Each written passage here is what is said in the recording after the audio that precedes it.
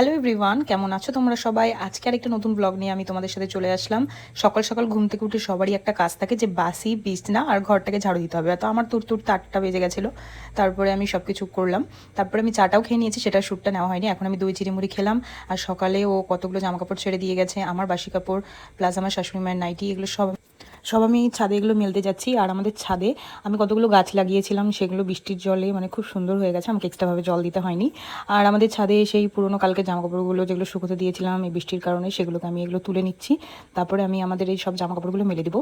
আর আজকে জানো তো আমার বাড়িতে শিং মাছ আনা হয়েছে। তো শিং মাছের গায়ে দেখবে একটা কেমন পিছলা টাইপের একটা দাগ থাকে, মানে একটা কেমন জেলি জেলি টাইপের থাকে। সেটাকে পরিষ্কার করার জন্য আমি আমার মাকে দেখতাম যে কুমড়ো পাতা, যে আর কি মানে কাটা কাটা টাইপ থাকে, সেগুলো কুমড়ো পাতা দিয়ে ওটাকে ঘষে পরিষ্কার করে। তো আজকে আমি ছাদে এইটুকুনি দেখো একটা কুমড়ো গাছ হয়েছে 2-3টা। আর সেখান থেকে আমি কুমড়ো পাতা নিয়ে নিচ্ছি সেটাকে পরিষ্কার করার জন্য। আর এখানে আমি কতগুলো শুকনো লঙ্কার বীজও আমি এখানে মানে ফেলেছিলাম, কত সুন্দর গাছ হয়েছে। এগুলো বড় হলে আমি আলাদা করে রাখবো। তো এখানে আমি এই কুমড়ো পাতাটা দিয়ে সেই মাছটাকে ঘষে পরিষ্কার করছি। আর দেখো কত ক্লিন হচ্ছে দেখতে। তারপর রান্নাবান্না হয়ে গেল, আমিও আমার মতো খাওয়া দাওয়া করে নিলাম। তারপর ভাত খাওয়া শেষে একটু ফল খেয়ে দুপুরের একটা ভাত ঘুম